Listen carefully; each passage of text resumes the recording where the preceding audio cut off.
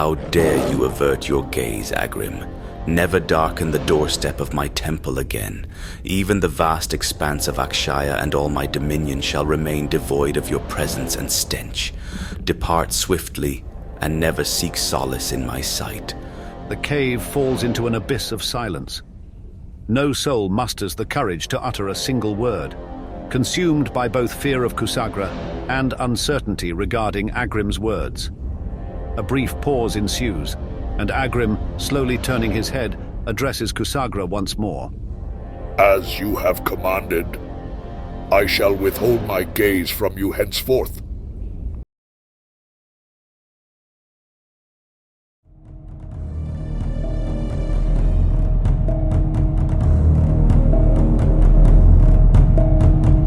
Introduction. Temple Cave Akshaya, the luminous city, stands as the sanctuary of the Lugal, a lineage of noble lion monarchs hailing from the northern, southern, eastern, and western lion tribes. Akshaya boasts an extraordinary wealth of abundant flora and fauna, encompassing vast verdant forests and boundless stretches of fertile grasslands. Majestic hills and mountain ranges grace the land, scattered for miles upon miles. The realm teems with a splendid array of animal life, encompassing both predator and prey, ranging in size from the humblest of rodents to the mightiest of beasts. In the days of the Lugals, this land was treaded by the magnificent saber-toothed cats. To the west of Akshaya lies the mightiest of all mountains, Kishar. Its towering presence seems to reach the very heavens, as if seeking to brush against the underbelly of the clouds. It is here, amid these heights, that the laws are established. For in this era, the Lion Realm is under the rule of monarchy. The Lugals are answerable only to the Creator, the originator of all existence across the 5 worlds. It is believed that through his messengers, the words of the Creator were conveyed to the Lugals. Akshaya is presently under the governance of Kusagra, the current and final member of the royal lineage of regal lions. He has reigned for over 2 decades, but now his kingdom finds itself imperiled. The onset of his rule marked a blessed era. He safeguarded the tribes from the assaults of the Nungida. He vanquished their wickedness from all lion territories and unified the tribes under a single dominion. Kusagra's dominion only grew in size and stature. Beneath his command stood a formidable army of lions known as the Ajit, warriors of unsurpassed valor who adorned their manes in refined reddish mohawk styles. Despite his resplendent achievements, restlessness pervades within the realm of Akshaya. The crown of a king hangs precariously in the balance. An imperiled crown. Pray tell, my lord, is all well? Inquires Puck, a steadfast lemur servant to the Lugal. Yet the Lugal, encompassed by a vacant countenance, says nothing. A sense of desolation pervades Kusagra's gaze.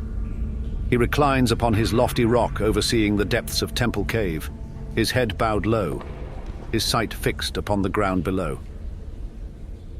The cavernous expanse nestled within the recesses of a mighty mountain is indeed resplendent. The exterior of Temple Cave evokes admiration. Sheer slopes rise like a natural bulwark encircling the mountain. The vista is truly wondrous. A lengthy, paved path escorts one to the entrance of the cave, the sole ingress. This entrance, 15 feet wide and 8 feet tall, is surmounted by inscriptions etched into the mountainside, chronicling the momentous triumph over Nungeda by their ancient forebear, Sarum. Upon venturing into the cave, one encounters a mass of stony protuberances. These stalagmites form a procession along the lengthy, dimly lit corridor. Upon traversing the corridor's expanse, one beholds an expansive chamber known as the Palace Hall, an expanse ornamented in the most opulent fashion within the entire cave. Dominating this vast hall are colossal stalagmite pillars, rising from floor to ceiling. Atop the sides of the palace are 10 smaller chambers, various sanctuaries and edifices designated for the purpose of worship. The walls of this majestic palace are adorned with crystals born of the accumulation of calcium carbonate, which cast a radiant shimmer, reflecting the flickering light of sporadically placed torches within the cave. Carved upon 6-foot flat oval stones are ancient Sarumki inscriptions, narrating the laws, the sagas of former regents, and the triumphs witnessed during their reigns, engracing the walls of the cavern.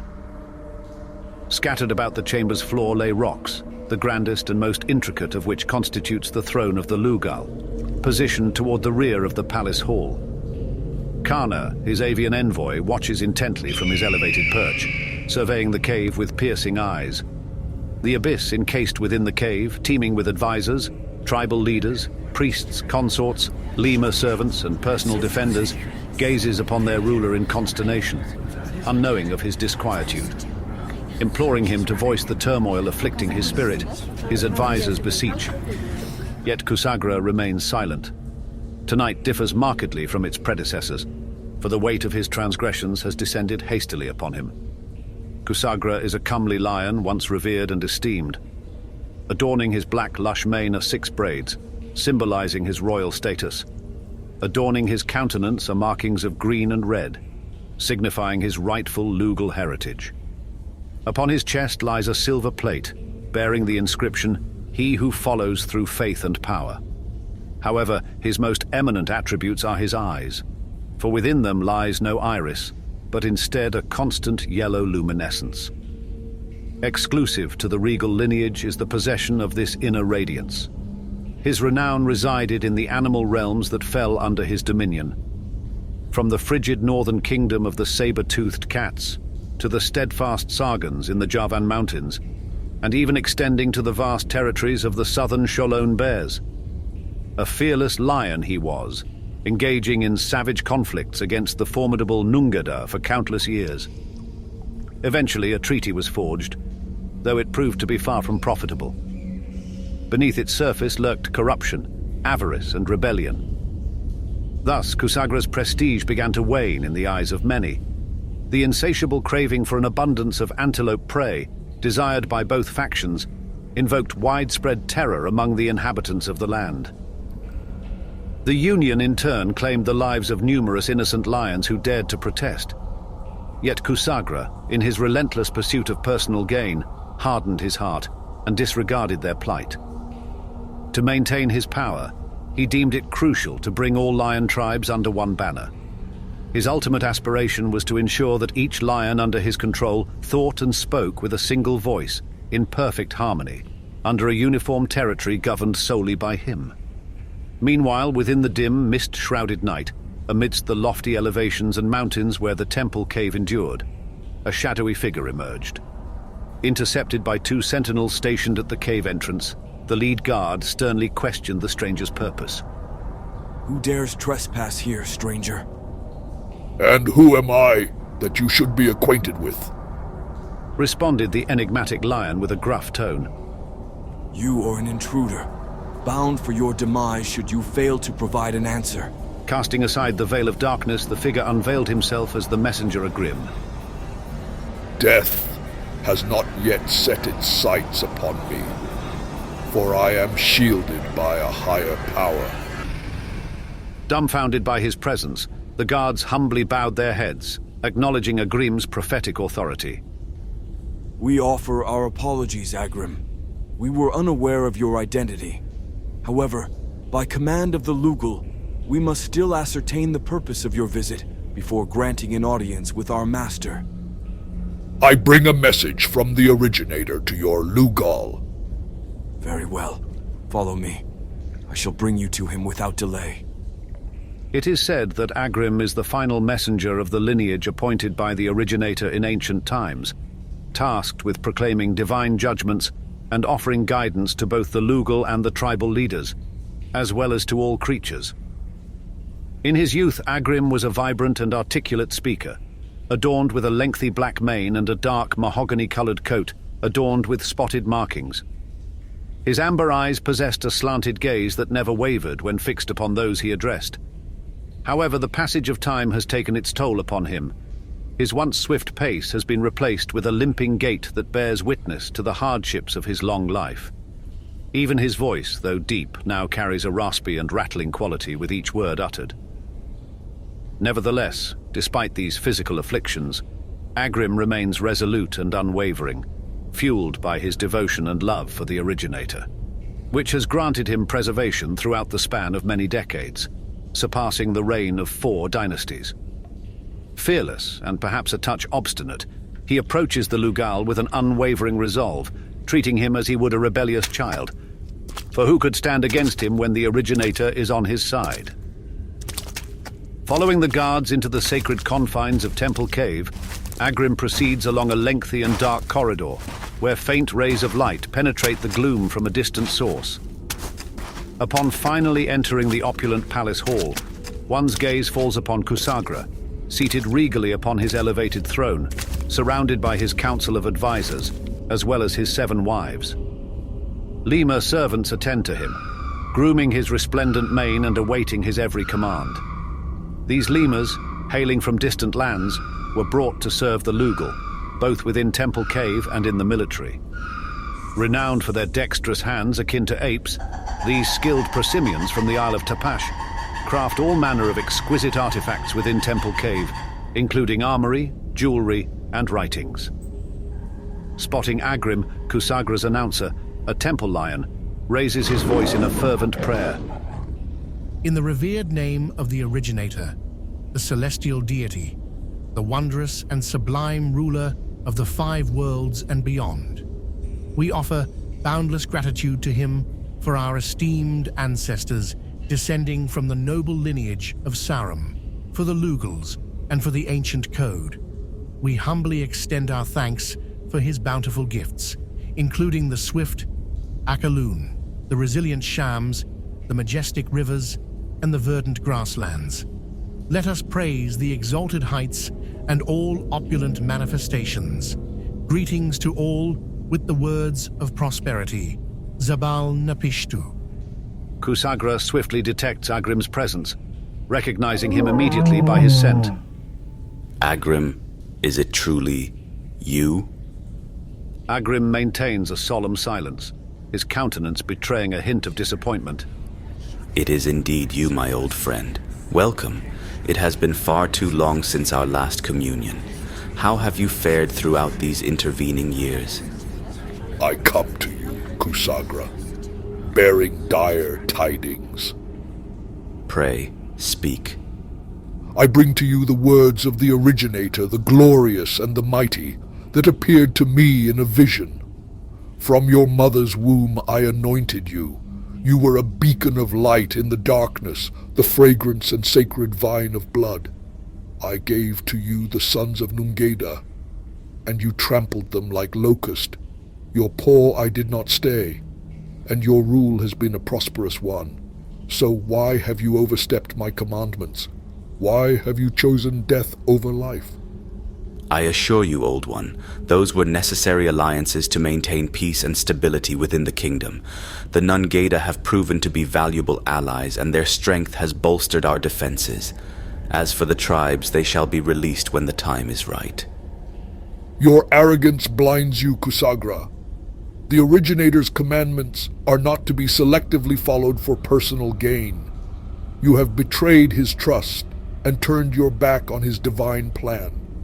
The consequences of your actions will be dire. I have led this kingdom to unparalleled success. The prosperity we have achieved under my rule speaks for itself. I will not be swayed by baseless warnings. The Originator's patience has worn thin. He will not tolerate your defiance much longer. The judgment that awaits you and this kingdom is inevitable. Kusagra's demeanor shifts slightly, a flicker of unease crossing his face. What must I do then? How can I rectify this? Agrim's gaze pierces through Kusagra's facade. True repentance must start from within. You must release the tribes as commanded and sever your ties with the Nungeda. Only then can you begin to make amends for your transgressions. Kusagra hesitates, his mind torn between his ego and a growing sense of unease. Very well, Old One. Maybe I might heed a portion of your words, but mark my words, this decision will have consequences for us all. Indeed, the consequences will be as the Originator deems fit. Though, my message goes further. As Kusagra contemplates the weight of his actions, the room falls into an uneasy silence, with the realization that the destiny of the kingdom hangs in the balance. Agrim, my old friend, I must express my gratitude for the progress achieved through our negotiations with the Nungeda. It is evident that war is unnecessary when disputes can be resolved through rationality and treaties. Pray tell, what is your guidance for me, Venerable Sarumki? After a momentary pause, the solemn silence is broken. Sarumki, a name held by lions of both ancient and modern times, reminisces the lineage that traces back to Sarum, the first lion. I have been entrusted with a divine vision from the originator. I shall wrest the kingdom from Kusagra and usher in the era of the Diin, who shall be my chosen ones and the supreme judges of this land. From the humblest among our kin, I shall raise a champion, one guided to bring the Nuru, my gift to the world, to the three great realms. Only then shall my dominion transcend all worlds. My presence shall enliven the soil of the earth as your offspring traverse the land, carrying the fragrant essence of my teachings. As for you, I shall erase your reign from the annals of history. Your demise shall not be marked by glory, but by disgrace, inflicted by those whom you believed to be your staunch supporters. The age of the Lugals shall draw to a close. Your hardship was acknowledged even before your mother gave birth to you. For no grain of sand evades my gaze, for I am the all-seeing and the keeper of secrets. I merely reveal what is already known. Having conveyed his message, Agrim turns to depart. At the pinnacle of his fury, Kusagra bellows in anger, How dare you avert your gaze, Agrim? Never darken the doorstep of my temple again. Even the vast expanse of Akshaya and all my dominion shall remain devoid of your presence and stench. Depart swiftly, and never seek solace in my sight. The cave falls into an abyss of silence. No soul musters the courage to utter a single word, consumed by both fear of Kusagra and uncertainty regarding Agrim's words. A brief pause ensues, and Agrim, slowly turning his head, addresses Kusagra once more. As you have commanded, I shall withhold my gaze from you henceforth. Agrim then departs from the temple cave, never to return or lay eyes upon Kusagra again. As Agrim returns to the lofty Adanu Mountains, he imparts the decree to his loyal companion and messenger, the owl. Owls have long been utilized by the lion messengers as heralds, entrusted with the duty of conveying messages to their devoted tribes. Renowned for their prodigious memory, they require neither scroll nor tablet, for they retain within their minds all the sacred utterances of the messengers. News is disseminated to the faithful tribes calling for their departure from Akshaya to embark on a journey to far-flung lands. The duration of their exile remains uncertain, concealing within its enigma the potential for centuries to pass before their return. The originator, an invisible deity revered by all life, eludes the sight of both animals and humans. Any attempt to depict his appearance can only serve as an approximation of his unrivaled splendor, for he has no physical image known to life. Legend has it that his divine lore has been revealed to a select few past Lugal lions and his chosen messengers in inspired visions. The presence of the originator, as described by lions, evokes feelings of tranquility, order, magnificence, and pleasantness. Despite being lions themselves, they never portray him in their own likeness. To animal life, the originator is devoid of form, unlike his creation, and instead embodies a sentient, omnipotent power that sustains all life. Lions speak of the originator as omniscient and all-seeing, unbounded by the constraints of light and shrouded deeds. His hearing transcends sound, as it is said that he can perceive thoughts uttered silently in the depths of the heart. To lions, he is not only the source of their existence, but also the pinnacle of their triumph. Nevertheless, he is not one to be ridiculed or disregarded. He readily dispenses discipline when necessary, as Kusagra fears amidst this day of anguish. All who place their faith in the words of Agrim listen to his voice and withdraw from the region. However, those who stubbornly persist and remain near the temple cave of Akshaya alongside their ruler sow division among the lion population. Some follow the teachings of Agrim, while others remain steadfast in their loyalty to Lugal Kusagra. Those who heed Agrim's guidance depart in the cover of night, representative family groups chosen from each of the 5 tribes. Agrim grants an owl 3 small stones, each possessing a distinct shape. The first is dispatched to the frigid reaches of the ice mountains of Hursagam, the domain of the Nungeda. The second is entrusted to the mountain of Kishar in the region known as Ardak. The remaining stone journeys to the Middle East, where an enigmatic species yet to emerge on Earth's stage inhabits the mountain of Enki. These stones, when unified by the Nuru, will unlock their full potential and offer the assistance required to avert the impending annihilation that looms over the world. There they will lie dormant for ages to come, awaiting the arrival of the Nuru and their union with the Diyin. Before setting off on her arduous mission, the owl shares a brief exchange with Agrim regarding the Diyin. Esteemed one, it is a profound matter that upon the arrival of the Diyin, all the tribes shall unite, attaining a true understanding of the originator's law, emancipated from the clutches of depravity that currently ensnare them. Agrim gazes upon her with eyes filled with sorrow. Oh, my dear, how splendid that would be. Alas, I fear that even in the age of the Dayin, there shall be those who cling to impure deviations from the faith and embrace extremism, as well as the antiquated and abhorrent ways of their ancestors. In the end, all may be lost, and the offspring of Sarum may regress to those archaic customs of yore. I beseech the Originator, in his infinite mercy, to remember the few who hold steadfast to the true essence of the faith, and to protect them from the allure of foreign cultures or novel ideologies, seeking acceptance from the disbelievers. Meanwhile, Kusagra is filled with horror upon hearing Agrim's words.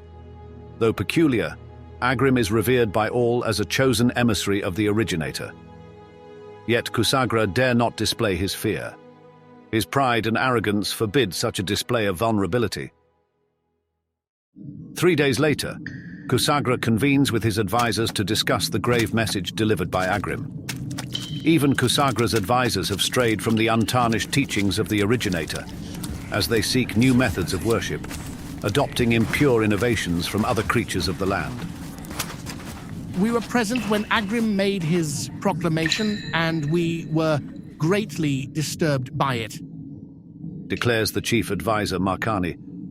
We believe that for a kingdom to thrive, it requires a Lugal of immense strength and power, one who is fearless and impervious to the pleas of enemies or, dare I say, self-proclaimed messengers. A kingdom yearns for a leader who paves the way by means of treaties or by force if necessary. It calls for someone to expand its boundaries and maintain unity among the tribes. You possess such traits and more. You are the most exceptional Lugal known to the world of beasts, surpassing even your predecessors. Through your own efforts, you have risen to greatness and immense power. Your military prowess and triumphs speak volumes of your capabilities. Did you not expand our borders and bring about peace? You accomplished this by keeping the tribes unified and disciplined, thus validating the greatness of your ideals. Kusagra contemplates deeply, bowing his head in thought upon hearing their compliments. You have bestowed numerous praises upon your ruler today.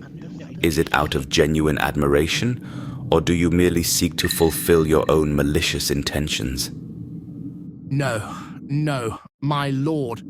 All we desire is for you to continue reigning as Lugal, to uphold the unity of the tribes, and to heed not the words of an aged renegade who proclaims himself a messenger, at the counsel of your advisors and the wisdom within your own heart and mind, for it is through your endeavors that you have achieved success. We have interpreted many omens, and it has been written that you shall be appointed to remain as Lugal and seek assistance from, yes, the Nungeda. The words of his esteemed officials flood Kusagra's thoughts, bringing solace to his troubled mind. I am weary and in dire need of respite. Withdraw from my presence now, so that I may recover my strength. Fret not, my lord, for the originator has not forsaken you. With these final words spoken, all the advisors and esteemed officials left Kusagra to rest. Subsequently, his numerous female companions hastened to his side, grooming and enchanting him by caressing his extravagant mane, while his lemur attendants diligently attended to his grooming needs. The Cloud of Discord. 20 days had passed since Agrim's visit to Temple Cave, and Kusagra's mind still agonized over Agrim's menacing message. Finally, Kusagra formulated a plan to eliminate the prophesied Dian as foretold by Agrim.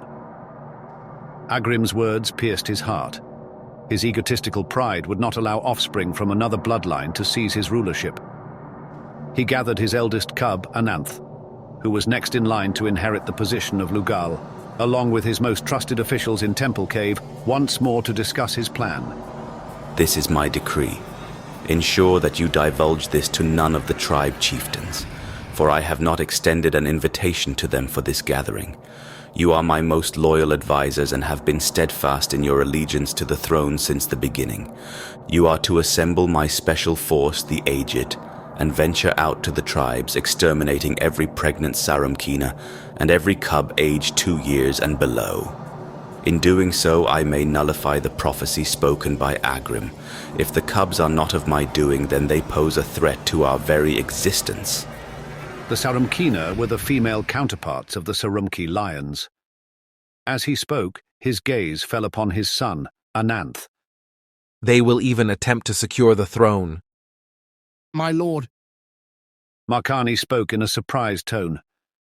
do you truly fear the words of that old fool Agrim and his mystical proclamations? There is no need to fear his... Do you accuse me of being afraid? It is not fear, but caution. Agrim and his contemporaries may choose to raise an army against us and rally behind this so-called chosen one to challenge me. I shall not tolerate any such insurrection. None of his esteemed officials questioned this decree further, but instead submitted completely. Although they were unaware of the true significance of Agrim's words, the arrival of the Diin was not to transpire within their lifetime, but rather centuries in the future. The day of the Diin would arrive during the Age of the Humans, the new threat prophesied to govern the Earth. However, this information was known only to Agrim, his herald, and those who genuinely believed. During the course of the assembly, Temple Cave once again receives a visit from unexpected guests. However, these visitors are not part of the feline kind. They consist of a party of 3, the envoys of the newly crowned monarch of Nungeda. The trio is led by Over, accompanied by his comrades. Distinguished by their diminutive stature, they are equivalent in height to a lion's thigh. Over himself is a reptilian creature with a dark complexion, standing tall but exhibiting signs of disregard and frailty. Alongside him are 2 individuals of matching size and appearance, but they remain silent, not uttering a single word. All members of the party are swathed in cloaks of deep crimson, enveloped from head to toe by this rich hue. Succumbing to etiquette, they avert their eyes, refraining from establishing eye contact with Kusagra or any other inhabitant of Temple Cave. Upon the lofty rock at the heart of the cavern, Kusagra is summoned to meet them in the innermost chamber. Over employs a disconcerting and hushed tone to commence the conversation. Greetings, descendants of Sarum. I bear a message from the divine sovereign of the Nungeda and the celestial realm above. Ha ha ha. When did Argon ascend to the status of a deity? Ha. Proceed with the delivery of your message on behalf of Argon, Ambassador, but ensure that your words carry significant weight. Our newly anointed king, the benevolent Azra. Wait, Azra. Pray tell, who is this Azra you so fervently speak of? Is Argon not still the ruler of your domain? Argon's reign has come to its end. Azra, both king and deity, has assumed the throne. As for Argon, let us merely say that the weight of leadership proved excessively burdensome. Envisioning the intricate web of diplomatic agreements established between their realms, Kusagra experiences deep concern at this monumental shift in leadership among the Nungeda. This development carries great significance, Ambassador, for my treaties and alliances were forged with Argon. That is precisely why I seek you out, Kusagra. The merciful Azra sends his salutations and a humble request. Gradually, Kusagra descends from his elevated platform, positioning himself eye to eye with the envoys, his curiosity piqued by the ambassador's message. What is this request, Ova? Spare me the guile and disclose your intentions. This is the message conveyed by Azra. All the territories and possessions that presently belong to you were acquired through extensive bloodshed and negotiations with my kind. For more than 2 decades, peace has thrived within our lands. Both descendants of Sarum and Nungeda have thrived in prosperity and good health, owing to the treaties established alongside Argon. However, all of this has taken place during the era governed by the antiquated legal code jointly devised by yourself and Argon. Now, in my capacity as the compassionate ruler, I am compelled to rectify and update this legal framework. I present you with a straightforward request. Return to me all the lands negotiated between you and Argon, in addition to those territories that you have already claimed. In doing so, you and your people shall henceforth serve as subservient subjects and sustenance for the Nungeda for perpetuity. As subservient entities, you shall be assigned modest villages to inhabit and tasked with patrolling my realm. As sustenance, your feeble populace shall satisfy our palates. In the event that you choose to dismiss this request, you and all those under your dominion shall face the wrath of our claws, resulting in your ultimate demise, reuniting you with your forefathers. The choice is unequivocal: servitude or death. The serenity of Temple Cave is shattered by the tumultuous uproar that ensues amongst the lions due to Ova's audacious words. In rapid fashion, Kusagra and his retinue assume a defensive stance, encircling the 3 Nungeda ambassadors. As the high-ranking officials, attendants, and advisors present begin to converse in hushed tones, they discreetly distance themselves from the visitors, leaving them isolated in the middle, surrounded by Kusagra and his formidable Ajit guards. It is then, consumed by rage, that Kusagra vehemently bellows, "Are you deranged, wretched creatures? Do you truly believe that we shall stoop to servitude under your monarch? Should this be your conviction, then you are grievously mistaken about the essence of the Sarumki. You shall perish where you stand, and your king shall remain oblivious to my response.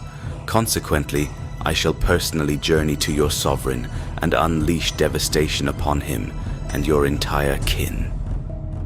An enigmatic smile gradually materializes on Ova's countenance as he locks eyes with Kusagra. Ha ha ha. Reflect upon your words with utmost care, Kusagra, for the actions and statements you manifest today may well culminate in the downfall of your reign and the annihilation of all of Akshaya. Kusagra bellows with fury. His guards instantaneously pounce upon the envoys, exterminating them without even a modicum of resistance. The ambassadors neither wail nor retaliate. They are utterly defenseless against the fangs and talons of Kusagra's mighty sentinels. Flesh is rent asunder, and bones splinter as the lions savagely rend the envoys apart. Yet, abruptly, Kusagra commands his guards to retreat from the lifeless forms of the envoys and behold their ghastly fate. Finally, with his dying breath, Over moans, "Ooh, blessed be this day, for I perish for the sake of my deity and king. But your demise shall be bereft of honor." He then turns his gaze elsewhere and succumbs to death. Kusagra summons his attendants, the Lemmas of Tapash, to come forth and remove the corpses of the reptilian envoys, drenched in blood. Those present in Temple Cave whisper amongst themselves, apprehending the ominous portent delivered by Over. Many begin to construe the entire incident as an ill omen. Their confusion provokes anger within Kusagra, as he has lost faith in both the salvation and the spoken benedictions of yesteryears. His persistent disobedience and blatant disregard for the laws promulgated by Agrim have eroded his trust. Consequently, a foreboding countenance befalls him, and soon it manifests itself through his interactions with his own followers. Understanding their apprehensions and yearning for recognition, Kusagra promptly addresses everyone within the cavern. Your hollow supplications to the Originator and your pleas for deliverance shall not prevail. All of this is a result of the wickedness and fragmented minds that afflict our kind. The dissent stemming from the numerous doctrines instilled within our consciousness has sown chaos and spilt blood. Pray tell, are you hailing from the esteemed tribes of Ardak, Kulkan, Kaidar, Madhad, or perchance from the renowned tribe of Bryak? I ponder the existence of these diverse tribes. Alas, you have been led astray, akin to a helpless Akalun calf. Your thoughts have been manipulated, molded by the whimsical proclamations of an aged mystic and his imprudent utterances. You have been divided by tribe and territory. In order to instill a misguided notion of grandeur within you, you have been made to believe that you are inferior to your fellow brethren. You have been misled and blinded by hollow words, bestowed upon you by the self-proclaimed messenger Sarumki. For how long shall you bow? How long will you wallow in despair, oblivious to your plight? You ignorant beings akin to fools, maggots, worms, and swine wallowing in filth. Tell me, when will your feeble desires shed their skin like a serpent, revealing a renewed courage? Never do you comprehend. Never. Continuously, you shall remain destitute and devoid of self-actualization as long as you continue to bow to this invisible notion of an almighty originator. Listen attentively, Sarumki of Akshaya. Listen well to my words. Have you genuinely experienced the touch of this originator, an invisible concoction force-fed to you from birth and propagated by an elderly Sarumki dwelling in seclusion amidst the misty mountains? Or have you truly witnessed the state of our kingdom under my reign, where abundant wealth has poured forth like an unceasing stream? Zabal, Napishtu, I bestowed this bounty upon you. Come forth, offspring of Sarum, noble Sarumki of abundance. Fear not the adversary that confronts you, for the entire earth and all that resides upon it is rightfully yours. Come forth, Sarumki of valor, for within you alone lies glory and honor. Come forth, Sarumki of the heavens, for you shall overpower these reptiles and rain down upon them with turmoil and denunciations, demonstrated through tooth and claw. You shall reign supreme. Allow no one to plant doubts in your mind. Victory shall be yours, for within you resides freedom, justice, and unity for all. Within you echoes the voice of your Lugal. Never submit to the enslavement of either serpent or deity. In an instant, a resounding cry of jubilation fills the air, emanating from all the lions present, in response to Kusagra's impassioned words. Later, Kusagra summons his elite Ajit, preparing them for battle in the vast grasslands of Lagata. By way of a humble sparrow, he sends a message to Azra and his Nungeda, summoning them to join forces for warfare. Amidst the heightened excitement and fervor, not a single soul recalls Kusagra's earlier edict, commanding the eradication of the tribes and the slaughter of pregnant lionesses and their cubs. The tribes would later deem that day as an act of mercy carried out by the Creator. As evening descends, Kusagra retreats into the solace of his private cave, venturing alone. He cautiously glances over his shoulder, ensuring he remains unseen and free from a follower's gaze. Fear clenches his very soul as he paces back and forth on the carpet crafted from giraffe skin. Briefly pausing, he lowers himself to the ground, humbling his head in homage, a customary lion supplication. Astonishingly, he murmurs a silent prayer, a practice long forgotten in the depths of time. O you who are invisible, dear, sublime, and enigmatic, why have you forsaken me? I behold darkness, I behold emptiness, a void that I am unable to fathom. All my convictions, beliefs, and well-paved understanding have plunged into this abyss. The life I led, deemed secure, has turned against me. The choices made were all predicated on my instruction, built upon the patterns of belief from my superiors. I was never prepared for the trials that I presently face. I see darkness, I see emptiness, a void that I am unable to fathom. I have been severed from the caprice of beliefs that propelled my spirit towards virtue. I have come to perceive the truth and horrors of my ignorance. It envelops me, bathes me. It guides my uncertainties.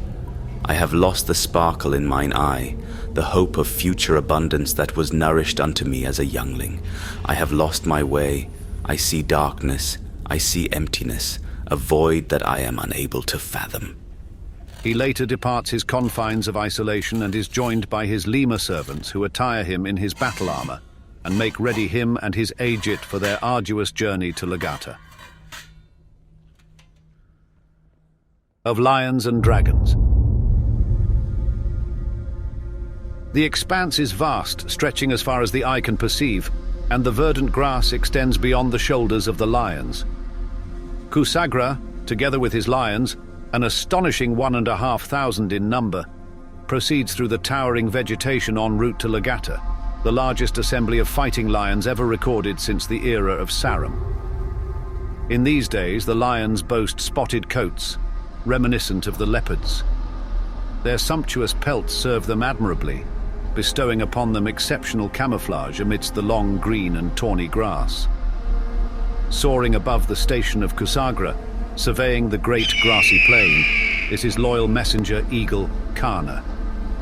He hails from the royal lineage of messenger eagles, the Sorush, who have dutifully served as scouts and bearers of messages for the Lugals of Akshaya. Kusagra and his force journey for over a week before finally arriving at the battlefield. While traversing the field with no sight of Nungeda, Kusagra soon discerns in the distance a flock of birds fleeing from the lofty grass, as if evading a predator. He signals for his army to halt by raising his tail in a flagging manner. Before long, a faint rustling sound becomes audible amidst the towering grass, growing ever closer to the lions. Kusagra orders his Ajit to proceed with caution. My lord. Utters Pak, Kusagra's personal lemur servant and informant. Something is amiss here. This is not the customary behavior of the Nungeda to remain concealed. I am well acquainted with the Nungeda and their stratagems. This is yet another ploy devised to confound us, to strike fear into our hearts.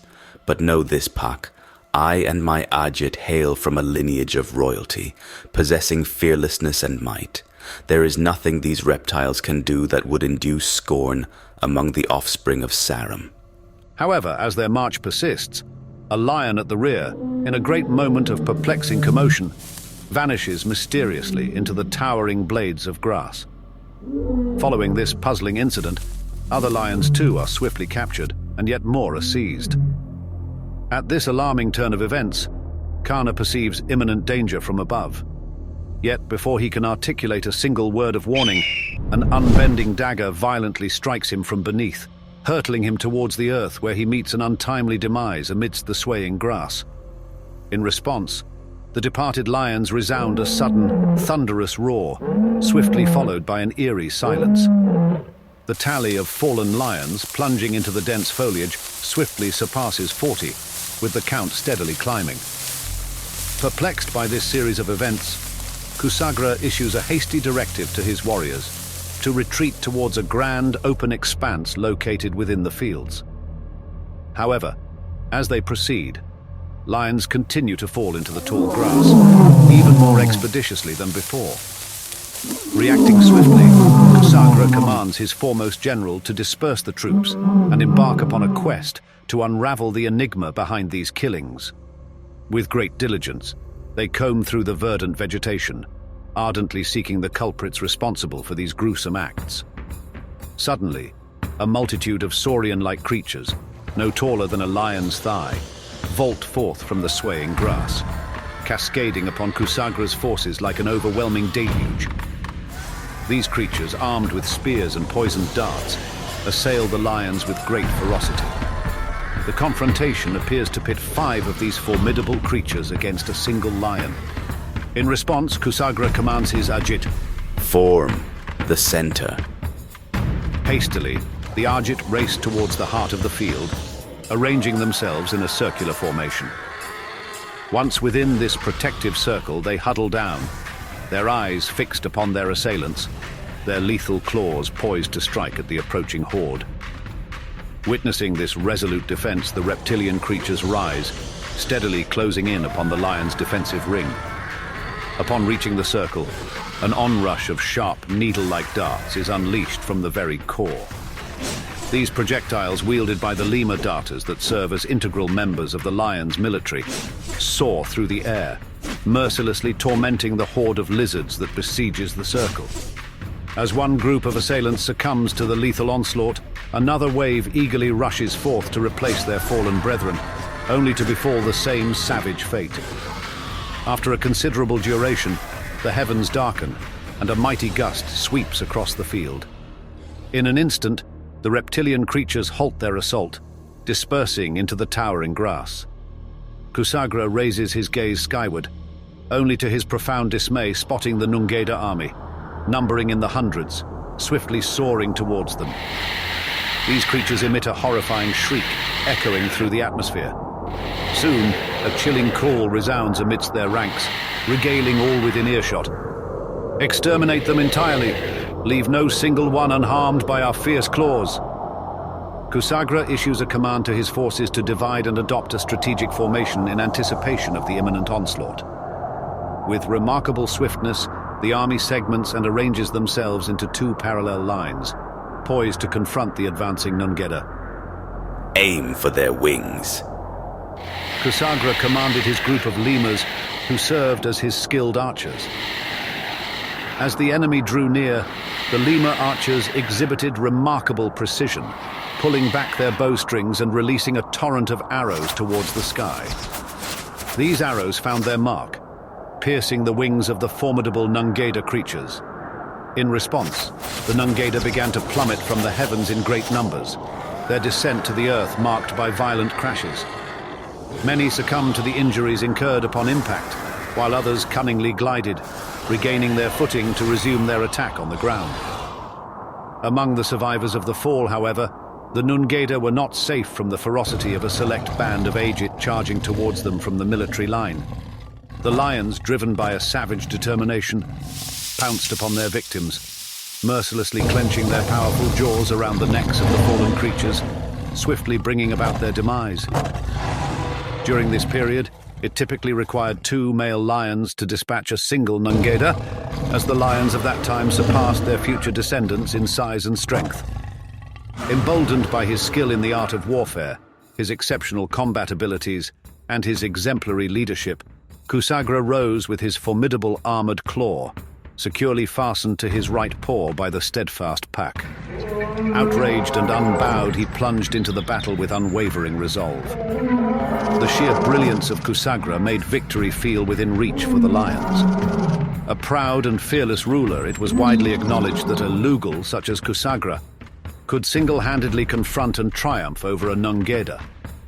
However, the assault by the Nungeda had dealt a heavy blow to Kusagra's forces, necessitating a regrouping of his warriors.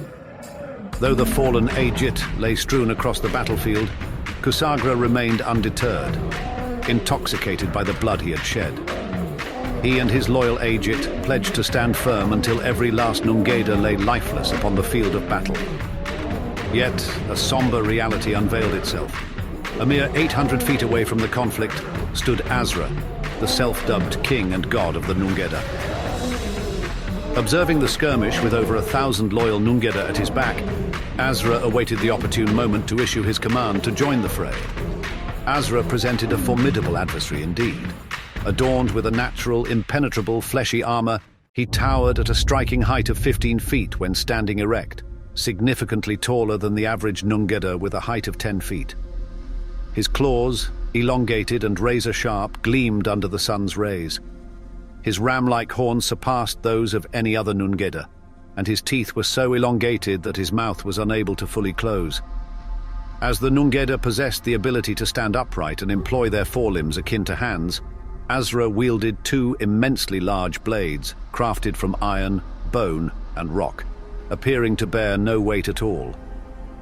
Dangling from his neck was a necklace adorned with the skulls of slain lions, a grim testament to his prowess as a fearsome warrior. The legend persisted that Azra, the newly coronated god-king of the Nungeda, had never been thwarted in battle by a solitary adversary according to his loyal followers and subjects. Kusagra turned his gaze and observed Azra, who stood witness to the ongoing battle. With a malicious visage, Azra raised his horrific muzzle and emitted a resounding screech that reverberated across the land. The Nungeda, deeply enmeshed in combat with the Ajit, suddenly halted their assault. As one, they stood at attention, orienting themselves towards Azra, their esteemed leader. In a macabre spectacle, each Nungeda took hold of their right claw and, accompanied by an eerie chant, proceeded to sever their own throats in a self-inflicted act of terror and demise. This bewildering self-destruction of the Nungeda caught the attention of Kusagra, who found himself unable to comprehend the enigmatic exhibition before him. Then the commanding voice of Azra rang out boisterously throughout the battlefield as he declared, Kusagra, it is a most regrettable occurrence that you have refused my generous proposition. Today, you and your kin shall be but sustenance for us. Have you not witnessed the unwavering loyalty of my devoted Nungeda? Any who fall short of abiding by my decrees must meet their end. Even my own forces have come to embrace this truth, and thus shall you. Forsake this futile endeavor, Kusagra, and perchance I shall bestow upon you the lowly task of serving as my personal dung remover. Dare you raise your voice against the progeny of Sarum? Your insults shall not go unanswered this day. I shall taste your blood upon this battlefield, Azra, and the world shall bear witness to the true dominion of the God King. Azra unleashed a malicious laughter. Ha ha. So be it, God King, if it is death you desire. Yet I must admit my admiration for your tenacity. I shall mount your heart upon a lofty pedestal, a stark warning to all who dare defy me in their pursuit of bravery and rebellion against the legitimate ruler of the world. With a deliberate motion, Azra extended his formidable talon, directing it towards Kusagra and his relentless Ajit. In response, more of Azra's formidable forces descended from the rear, surging onto the battlefield like an overwhelming torrent, their sights set intently upon Kusagra and his diminished troops. Though greatly outnumbered, Kusagra's forces stood firm, prepared to face the astronomical odds hurtling towards them.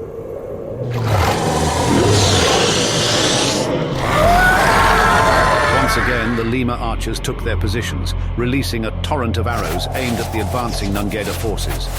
However, their efforts only managed to thin the front lines by a few hundred. Azra's soldiers proved themselves superior in both quantity and strength when compared to the weary ranks of Kusagra and his loyal soldiers. With an air of casual assurance, Azra strode confidently behind his surging forces. Upon reaching the battlefield, he joined the chaos, slashing through the ranks indiscriminately, his eyes fixed firmly upon Kusagra. Upon encountering his target, he engaged the fatigued Kusagra in a brutal altercation.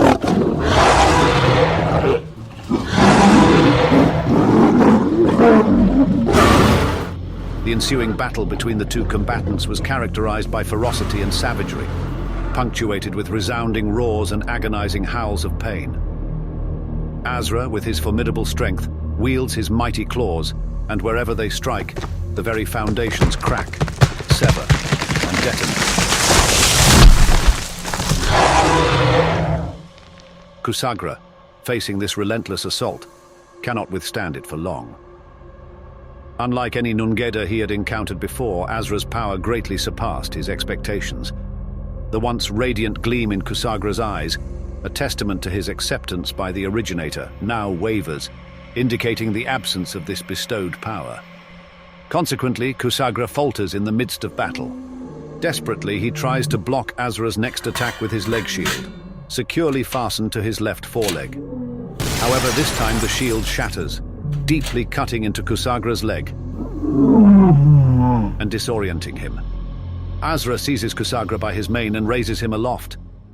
With his ear pressed to Kusagra's mouth, O Kusagra, I have been apprised of the ominous tidings conveyed to you by your soothsayer, foretelling the demise of your realm. Have no fear, for I shall assume its dominion in your stead. I shall subjugate your kind with an ironclad grasp. Your offspring shall serve as delectable morsels for my consumption, and if your females so desire, they shall serve as our slaves. Should they refuse servitude, they shall meet their fate in our jaws. The era of the Nungeda shall soon wane, to be succeeded by the ascendance of humanity over the earth. However, I solemnly declare unto you today, venerable king, that I shall return from the frost-kissed mountains and firmly establish my rule over all creatures once more. Even the humans shall learn to kneel. And as for this Nu, the wondrous gift bestowed upon the world, I shall indeed dispatch my shadowy emissary to locate and apprise me of its nature and whereabouts, that I may consume it and conquer it likewise. Azra surveys the battlefield, observing Kusagra's entire army succumbing to the onslaught of his Nungeda forces, their lifeless bodies scattered across the field. Generously, he proclaims to his army, holding Kusagra firmly, that this day marks their victory over the cubs of Sarum. This momentous occasion shall forever be etched in history as the day the Nungeda trampled the realm of Sarumki, ascending as the new supreme rulers of the earth. Before returning to their abode to increase their numbers, Azra, as their self-proclaimed god-king, commands his army to ravage Akshaya, the heart of Sarum's offspring, leaving nothing behind as these once mighty beings have now been reduced to mere cattle. Gazing upon Kusagra's lifeless body, still clutched in his merciless claws, Azra delivers one final gruesome act, severing Kusagra's head with a horrifying bite. As Kusagra's lifeless form tumbles to the ground, drenched in its own crimson tide, the Nungeda forces erupt in triumph.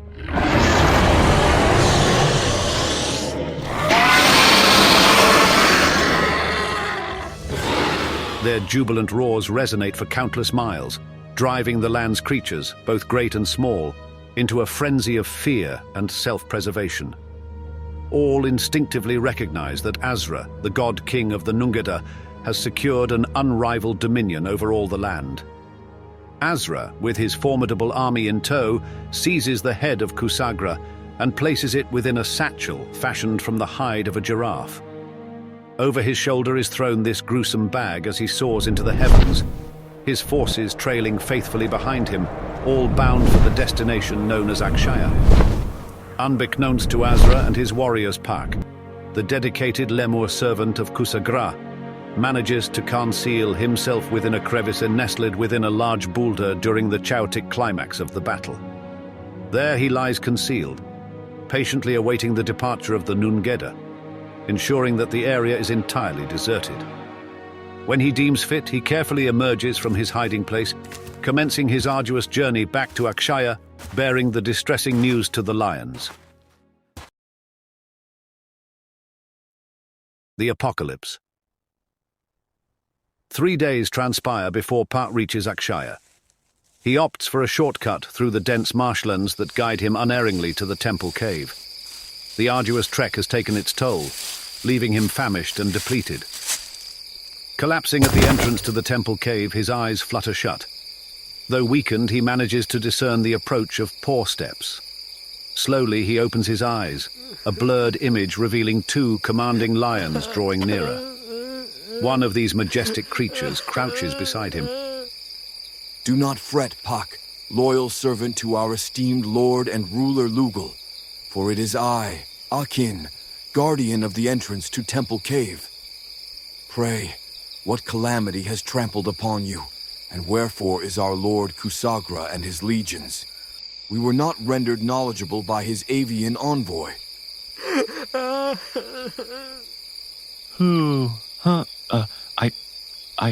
I am burdened with a dire revelation. They have all perished, all save for me. Even our Lord Kusagra, he breathes no longer. The two sentinels recoil in disarray, struggling to grasp the unfathomable news. How can this be? Kusagra, the sovereign of Akshaya, extinguished. This defies reason. I bear witness. Kusagra is naught but a memory. His lifeless form lies beheaded upon the sprawling battlefield of Legada. It was Azra, the newly crowned monarch of the Nungeda. It was he who severed the thread of Kusagra's life. We must disseminate this knowledge far and wide. We must evacuate the confines of Temple Cave. Without delay, the two lion sentinels, accompanied by Pak, hastily withdraw into the cavernous recesses of the cave. Convening before the priestly figures, counselors and dignitaries, Pak solemnly declares the fateful demise of Kusagra and his troops. This somber news proves inconceivable to those gathered, for their faith in their revered Lugal is unwavering. How could the debauched, wretched beings known as the Nungeda usurp such a resolute and virtuous ruler? The royal officials of Kusagra refuse to accept the notion that their Lugal has ceased to exist. Yet during the course of Pak's audience with the royal court, a mighty gust of wind seizes the cave, surging forth from its entrance. Prompted by this mysterious force, the guards and remaining loyal associates of Kusagra venture outside to investigate. To their horror, they discern in the distant expanse what appears to be a dark cloud looming ominously in the sky, inexorably drawing closer and closer to the mountain. As it nears, the shocking truth is revealed. Three figures suspended 10 feet above the earth, Nungeda in origin, Azra and his two devoted henchmen. In their wake stretches a vast horde of Nungeda warriors, numbering countless. A slow, deliberate march ensues, leading them ever closer to the sacred temple cave. Ananth, the firstborn son and second in command to Kusagra, had summoned all Sarumki throughout the land even before word had arrived from Pak. In the unfortunate event that Kusagra and his forces were defeated, they were to gather at Temple Cave. During this time, there were over 10,000 lions in the city of Akshaya, who had chosen to disregard the warning given by Agrim several days prior. The remaining Agit of the city responded to their new Lugal's call, which was a menacing and distinct roar that echoed loudly.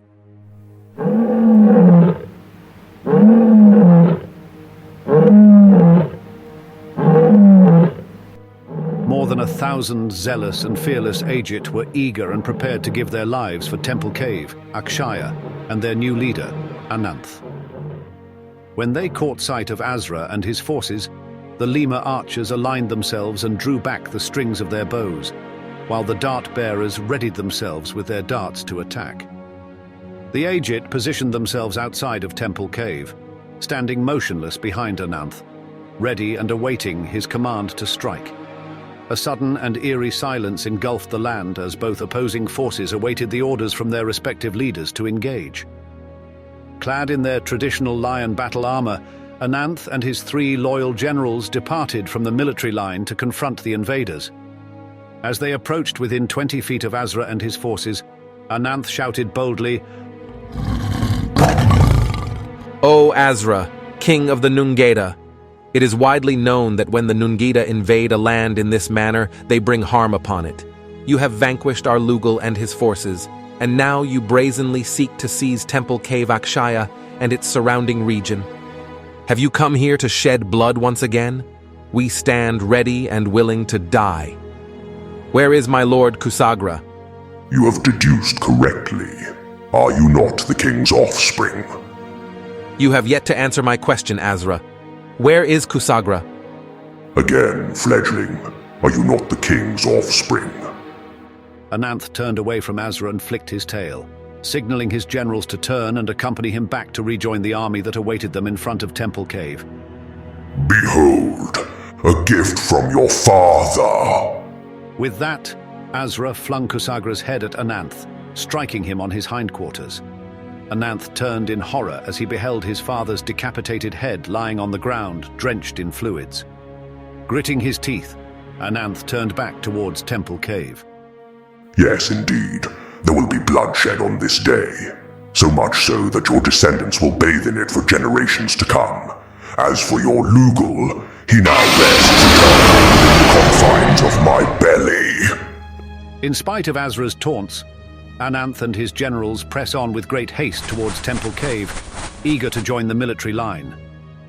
Ananth then emits a foreboding roar. Suddenly, the Lima archers release their bowstrings, unleashing a volley of arrows into the heavens, aimed directly at the Nungeda army. The sheer multitude of arrows fills the sky, obstructing the sun's radiant rays. Although many arrows find their intended targets, a considerable number of Nungeda soldiers remain airborne, with only a handful succumbing to their demise. Astonishingly, Azra and his guards make no effort to evade the oncoming arrows. Curiously, not a single scale on their armored bodies is tarnished. A profound silence reigns momentarily. At last, Azra shatters the stillness with a resounding roar.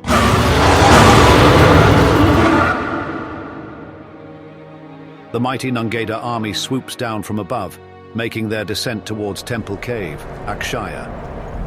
Concurrently, a vast number of diminutive, ground-dwelling reptilian creatures, the very same that fought alongside Kusagra's forces, emerge from the Earth's depths.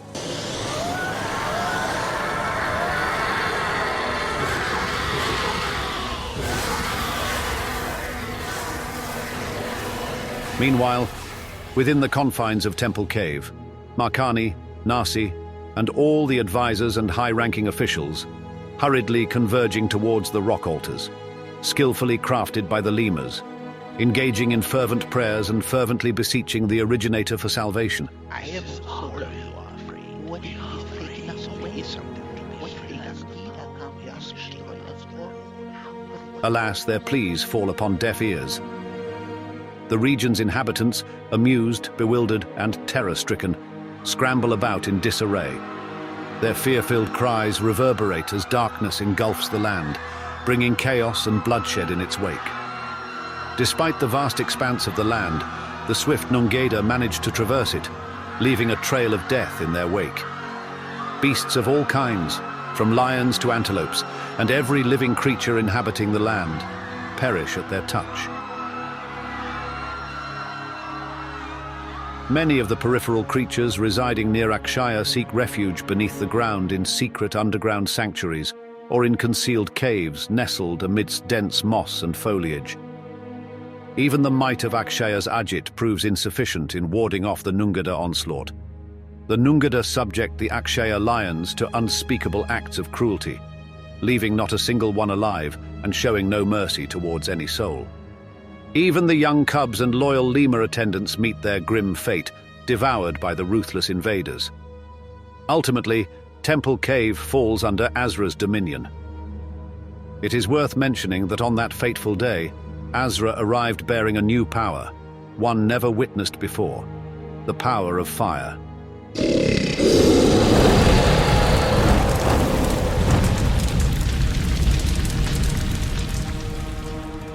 His final blow upon the entire region is the scorching blaze that escapes from his very mouth, engulfing the land.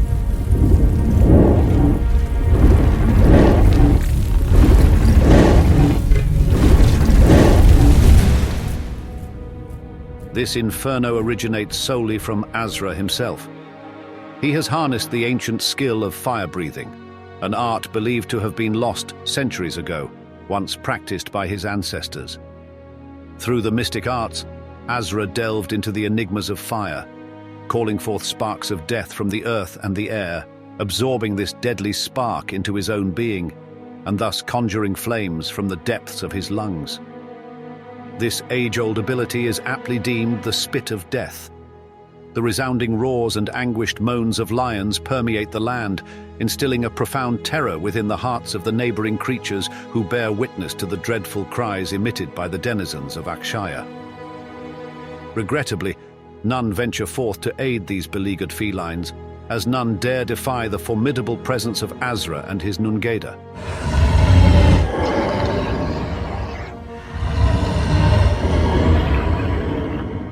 The overpowering odor of charred feline flesh blankets the entire expanse, evidence of a merciless massacre enacted upon these majestic creatures. In the aftermath, the Nungeda commence their plundering of the land, feasting upon the lifeless remains of the slain lion carcasses that are strewn indiscriminately across the forested hills and mountains. An uncountable number of casualties lie in sorrowful repose, scattering the once magnificent region. The legacy of Akshaya's illustrious lineage of Lugals shall soon fade from the annals of history, marking its somber end. Perched silently upon a distant tree outside the sacred temple, the owl, Agrim's cherished herald, beholds the massacre and devastation inflicted upon Akshaya.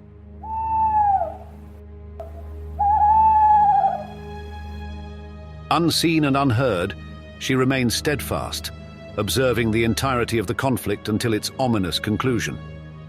Soon thereafter, she gracefully takes flight, embarking upon a lengthy journey back northward towards the Adanu Mountains.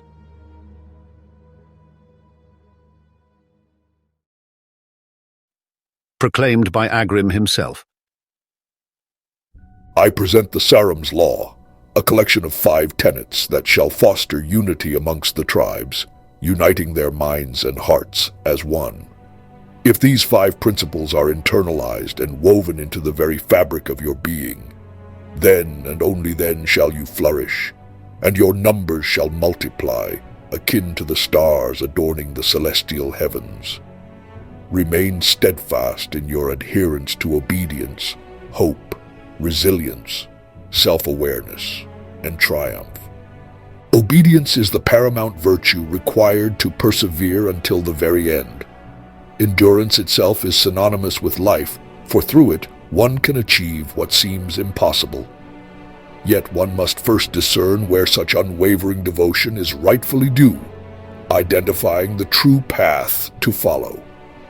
Our understanding originates from the consciousness bestowed upon us by the originator. The path is laid out before us, the knowledge embedded within us, and the will that propels us towards the righteous course. The inner consciousness granted to us aids in our pursuit of obedience, but it must remain pure, untouched by the corrupting influences of the world. It should never be tested nor taken for granted, for once it is marred, its guidance fades, and our journey towards obedience falters. Oh, how essential it is to remain obedient to that which our eyes cannot perceive, which our hands cannot touch, and due to its boundless power, beyond our full comprehension. Yet, just as we do not doubt the existence of time, though we cannot see, touch, or grasp it, we embrace its presence. It flows within and around us, granting us progress, understanding, and maturity. We are thankful for its effects daily, despite having never laid eyes upon it. Similarly, let trust envelop your heart, have faith, and be assured of divine favor, even in the absence of tangible proof. Insight and knowledge of the natural world, all these are essential. None should be absent in the quest for true obedience.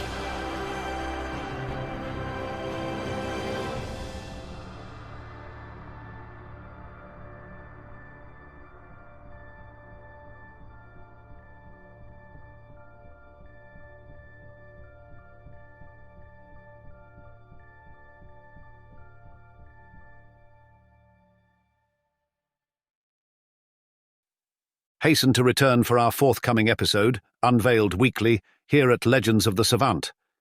We implore you to lend your support by subscribing and liking our channel. Engage freely in the discourse below, for what we cherish most is thoughtful discussion untainted by drama. Your comments are most welcome.